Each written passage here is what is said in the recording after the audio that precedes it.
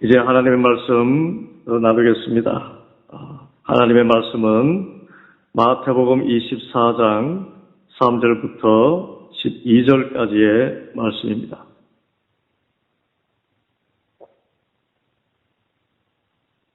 여러분 교재 162쪽입니다. 162쪽 38과 마지막 때를 돌파하라. 38과 마지막 때를 돌파하라. 이 주제의 말씀 관계된 마태복음 24장 3절부터 12절까지 말씀 우리 천천히 한 목소리로 봉독하겠습니다. 예수께서 감람산 위에 앉으실 때에 제자들이 조용히 와서 이르되 우리에게 이르소서 어느 때에 이런 일이 있겠사오며 또 주의 임하심과 세상 끝에는 무슨 징조가 있사오리이까? 예수께서 대답하여 이르시되 너희가 사람의 미혹을 받지 않도록 주의하라. 많은 사람이 내 이름으로 와서 이르되 나는 그리스도라 하여 많은 사람을 미혹하리라. 난리와 난리 소문은 듣겠으나 너희는 삼가 두려워하지 말라. 이런 일이 있어야 하되 아직 끝은 아니니라. 민족이 민족을 나라가 나라를 대적하여 일어나겠고 곳곳에 기근과 지진이 있으리니 이 모든 것은 재난의 시작이니라. 그때에 사람들이 너희를 환난에 넘겨주겠으며 너희를 죽이리니 너희가 내 이름 때문에 모든 민족에게 미움을 받으리라. 그때 많은 사람이 실족하게 되어 서로 잡아주고 서로 미워하겠으며 거짓 선지자가 많이 일어나 많은 사람을 미혹하겠으며 불법이 성함으로 많은 사람의 사랑이 식어지리라. 아멘. 오늘 이 말씀을 통해서 마지막 때를 돌파하도록 전혀 기도에 힘쓰는 마음의 결단이 있고 또 하나님이 주신 은혜로서 마지막 때를 돌파할 수 있게 되기를 바랍니다. 지금 우리가 살아가는 이 시간을 말세라고 이야기합니다. 마지막 때라는 의미지요. 그런데 이 마지막 때는 크게 두 가지로 나눠집니다. 하나는 재난의 시작으로서의 마지막 때가 있고 최후 심판으로서의 마지막 때가 있습니다. 그런데 우리가 흔히 말세라고 하는 것은 예수님 오신 이후로부터 예수님 재림하시기까지의 이 모든 시간을 마지막 때라고 이야기합니다. 그런데 이 말세라고 할 때는 재난의 시작으로서의 마지막 때를 이야기하는 것입니다. 예수님 심판하시는 바로 임박한 그때는 이 재난과는 비교할 수 없는 심판이 있고 또 마침내 그 심판 이후에 새하늘과 새 땅이 펼쳐지게 되는 것이지요. 요한계시록에 여러 상징적으로 나타난 그런 고난들, 그런 고난들이 말세지 말단에 마지막 심판을 앞둔 큰 마지막 때라면 지금 우리가 지내고 있는 마지막 때는 이 재난의 시작으로서의 마지막 때입니다. 이미 예수님 시대부터 시작되었고 이제 더더욱 그 징조가 뚜렷하게 보이는 마지막 때라고 할 수가 있습니다. 이 마지막 때는 전쟁과 기근과 지진이 일어나지요. 오늘 7절 말씀 보면은 민족이 민족을 나라가 나라를 대적하여 일어나겠고 곳곳에 기근과 지진이 있으리니 여러분 나라가 나라를 대적하여 일어나는 일과 기근과 지진이 언제부터 있어 왔습니다. 그렇지만 이런 일이 지금 더욱 심각화되고 있음을 우리는 알고 있습니다.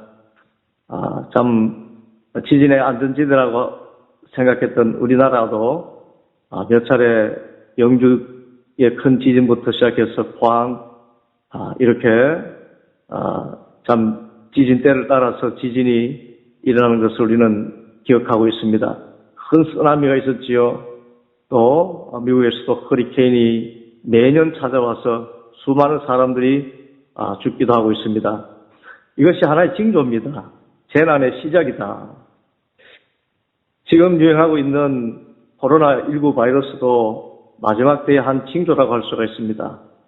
스티븐 호킹이라는 자가 천체 물리학자인데 그런 천재라는 말을 듣습니다. 그런데 그가 죽기 전에 이 인류가 이제 멸망의 때가 가까웠다라고 하면서 인류가 멸망하는 원인 세 가지를 꼽았습니다. 하나는 기후의 변화고, 또 하나는 소행성의 충돌이고, 마지막 하나는 전염병 대유행이라고 그렇게 얘기했습니다. 지금 이 코로나19 바이러스가 전염병 대유행입니다. 대유행 전염병입니다. 팬데믹이라고 이야기하는 세계적인 전염병입니다. 벌써 수많은 사람들이 죽었습니다. 예, 수많은 사람들이 죽어나갔고 전 대륙이 공포에 떨고 있습니다. 참 우리가 잘 극복하고 있습니다만은 곧 이 코로나 바이러스가 중단될 것을 우리는 기대하고 또 기도하고 있습니다만은 앞으로 또 이런 팬데믹이 오지 않으리라는 보장이 없습니다. 아니 분명히 또 다가올 것입니다. 그 빈도가 더 잦을 것입니다. 이미 의학자들과 과학자들이 얘기를 하고 있습니다. 이 팬데믹 현상이 이제는 계절병처럼 찾아올 것이다. 예. 이번에 중국에서는 코로나19 바이러스뿐만 아니라 그 이후로 메뚜기 떼가 북상해서 큰 피해가 예상되고 있다고 합니다. 일찍이 2020년 올해죠. 1월 31일 날 파키스탄 정부가 메뚜기 떼로 비상사태를 선포한 적이 있습니다. 이런 것처럼 이런 메뚜기 떼가 한번 지나가고 나면은 모든 곡물이 다 사라지는 것입니다. 땅이 황폐화되는 것입니다. 이런 재앙들, 애굽에 내렸던 그런 메뚜기 재앙 같은 이런 재앙들이 앞으로 점점 심각화될 것이 분명합니다. 이것은 예수님 예언하신 대로입니다. 이 모든 것은 재난의 시작이니라. 재난의 시작이니라. 그리고 또 재난의 여러 가지 시작의 그런 징조는 교회가 핍박을 받아요. 오늘 9절 말씀에 그때 사람들이 너희를 환란에 넘겨주겠으며 너희를 죽이리니 너희가 내 이름 때문에 모든 민족에게 미움을 받으리라. 여러분 지금 이 시대는 우리는 이 대한민국은 종교의 자유가 있어서 이렇게 자유를 누리고 있지만은 지구상에는 여전히 참 예수님을 믿는다는 이유 하나로 무참히 참 살육을 당하고 온 가족이 몰살을 당하고 가까운 이 북한 우리 동포인 우리 한결이라고 할 수 있는 한민족인 우리 북한만 봐도 성경을 소지한 죄로 인해서 강제 노동 수용소에서 평생을 그렇게 살다가 그렇게 죽어가는 분들이 있고 또 지하교회에서 기도했다는 것, 예수를 믿었다는 그 이유로 지금도 총살형을 당하고 있습니다. 북한의 교회는 다 참 그저 세계에 보이기 위한 가짜 교회들입니다. 진짜 교회는 지하에 있습니다.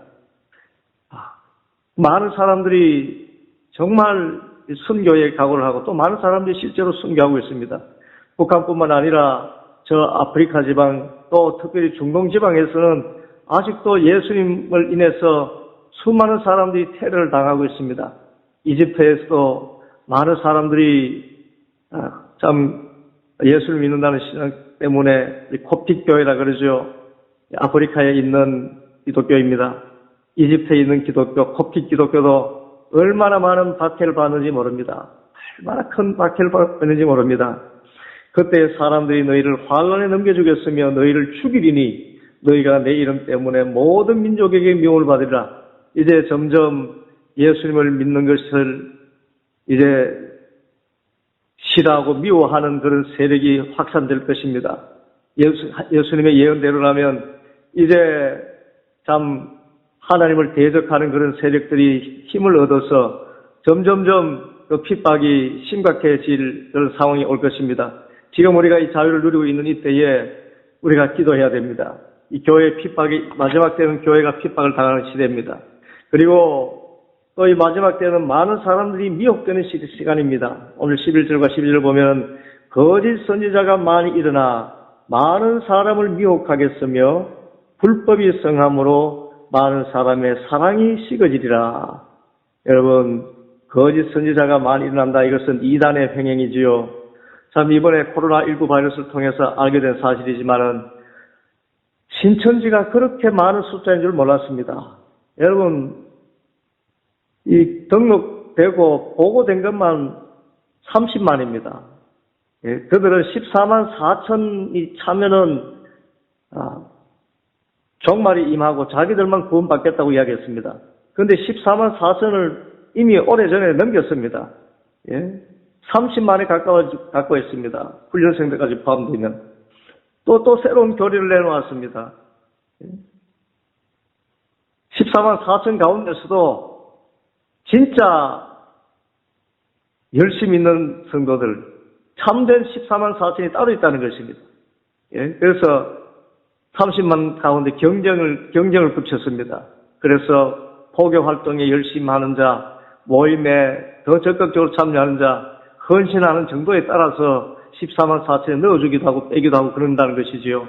이런 우민 정책이 어디 있습니까?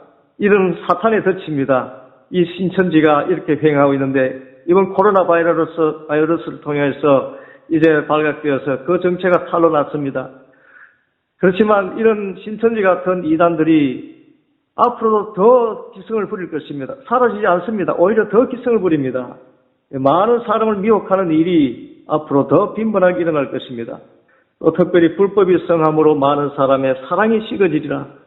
갈수록 사랑이 식어지고 있습니다. 우리에게 이웃이 점점 사라지고 있습니다. 자, 이것을 우리는 마지막 때를 이야기하는데 어떻게 이 마지막 때를 돌파해 갑니까? 베드로전서 4장 7절 말씀이 오늘 예수님의 말씀과 함께 주어진 우리의 기도의 제목입니다. 베드로전서 4장 7절 말씀 우리 함께 읽습니다. 만물의 마지막이 가까이 왔으니 그러므로 너희는 정신을 차리고 근신하여 기도하라. 그렇습니다. 만물의 마지막의 징조를 주님께서 보여주셨습니다. 그러므로 우리는 정신을 차리고 근신해서 우리의 몸과 마음을 가다듬고 기도하는 것이 이 마지막 때를 살아가는 참된 지혜입니다. 이 마지막 때는 흥청망청 그렇게 주님 언제 오실지 모른다 생각하면서 흥청망청 버릴 때가 아닙니다. 주님 오실 때가 임박했다는 것을 이야기합니다. 그러므로 우리는 정신 차리고 기도해야 됩니다. 교회가 깨어 기도해야 됩니다. 마지막 때라 하면서 우리는 너무나 나태합니다. 교회의 기도 소리가 들리지 않습니다. 코로나 바이러스를 인해서 우리가 더욱 절실한 것은 우리가 합심해서 기도하는 것인데 주님의 몸된 교회 이제 다시 우리가 모이게 되면 뜨겁게 기도해야 되겠습니다. 우리 각자도 이 마지막 때에 근신해서 기도해야 됩니다. 정신을 차리고 기도해야 됩니다. 주님 오실 때가 임박한 것입니다. 더 큰 재앙이 오기 전 재앙이 올 것입니다. 이런 모든 마지막 때 말세의 징조를 분별하면서 근신해서 기도하는 우리 성도들, 그래서 이 마지막 때를 주님의 도우심으로 모든 환난 가운데서도 승리하는 삶을 살아가는 우리 모든 성도들 되기를 간절히 소원합니다. 이 시간 우리 함께 기도하겠습니다. 이 마지막 때에 나태하지 아니하고 마지막 때에 정신을 차리고 근신해서 기도함으로 이 모든 마지막 때를 돌파할 수 있도록 은혜 베풀어 주옵소서. 우리 나라와 민족을 위해서 기도하고 교회를 위해서 기도하고 또 기도학교를 통하여서 우리 각자의 소원을 위해서 기도하는 그런 기도 시간을 갖습니다. 우리 함께 기도하겠습니다.